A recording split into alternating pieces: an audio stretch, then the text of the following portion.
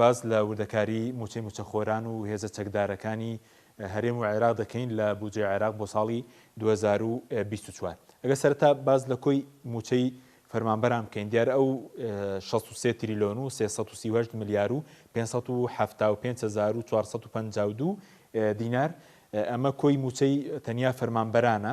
دیارە موچەی خانەنشینانیش زیاتر لە 16 تریلیۆنە، بەڵام ئەوان لە سندوقی خانەنشینی موچە وەردەگرن، واتە ئەو لێبڕینەی خانەنشینی کە لە سەردەمی فەرمانبەری لیان بڕاوە ئێستا پێیان دەدرێتەوە.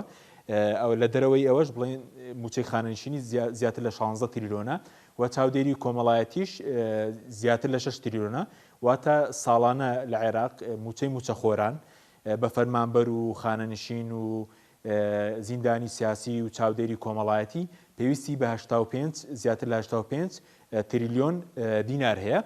ئەوەی کە زیاتر لە 63 تریلیۆن دینارەکە تەنها موچەی فەرمانبەرانە. ژمارەی فەرمانبەران تەنها فەرمانبەران ئەوە جگە لە موچەخۆرانە، ژمارەکەیان لە سەرتاسەری عێراق بە هەرێمی کوردستانیشەوە 4 ملیۆن و 79,906 فەرمانبەرە.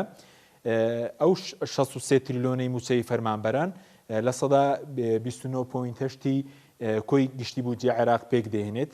دیارە بودجێ عێراق کۆی خەرجیەکانی بە 211 تریلیۆن خەمڵێنراوە بۆ ساڵی 2024. موچەی فەرمانبەران لە سەدا نزیکەی لە سەدا 30 بودجێ عێراق پێک دەهێنێت. بەڵێ کۆی بینە سەر کۆی موچەی موچەخۆرانی هەرێم لە بودجێ عێراقدا بۆ ساڵی 2024 11 تریلیۆن و 576 ملیار و 521,335 دینارە. ئەمە کۆی موچەی موچەخۆرانی هەرێمە. لە سەدا 18.27 موچەی فەرمانبەرانی عێراق پێک دێنێ، واتە ئەو موچەی کە بۆ موچەخۆرانی هەرێم دابینکراوە لە سەدا 18.27 موچەی فەرمانبەرانی عێراق پێک دێنێ. بینە سەر موچەی هێزە چەکدارەکانی عێراق، وەزارەتە ئەمنیەکان بە لایەنە جیاوازەکانی هێزە چەکدارەکان ئەوەی کە بۆی دابینکراوە 26 تریلیۆن و 802 ملیار و 560,752 دینارە کە بۆ کۆی هێزە چەکدارەکانی عێراق دابین کراوە، کە دەکاتە لە سەدا 42 موچەی موچەخۆران لە عێراق بۆ هێزی ئەمنی دەڕوات کە ژمارەیەکی زۆرە. لە هەرێمیش نزیکەی لە سەدا 50 موچەی موچەخۆران بۆ هێزی ئەمنی دەڕوات. بەڵێبینی سەر موچەی وەزارەتە ئەمنیەکان هێزە چەکدارەکانی عێراق بە وردەکاریەوە. وەزارەتی بەرگریمان هەیە، ئەو موچەی کە بۆ دانراوە وەزارەتی بەرگری عێراق 8 تریلیۆن و 225 ملیار دینارە. وەزارەتی ناوخۆ 13 تریلیۆن و 222 ملیارە. دیارەوە تێگرای موچەی ساڵانەیە. حەشی شعبی 3 تریلیۆن و 868 ملیاری بۆ دانراوە. فیرقەی تایبەت 8 ملیار و 940 ملیۆنی بۆ دانراوە. دەستگای دژە تیرۆری عێراق 774 ملیار و 949 ملیۆن دیناری بۆ دانراوە. پاسەوانی سنوور 49 ملیار و 900 ملیۆن دیناری بۆ دانراوە. بە هەمان شێوە دەستەی پیشسازی جەنگی 13 ملیار و 823 ملیۆن.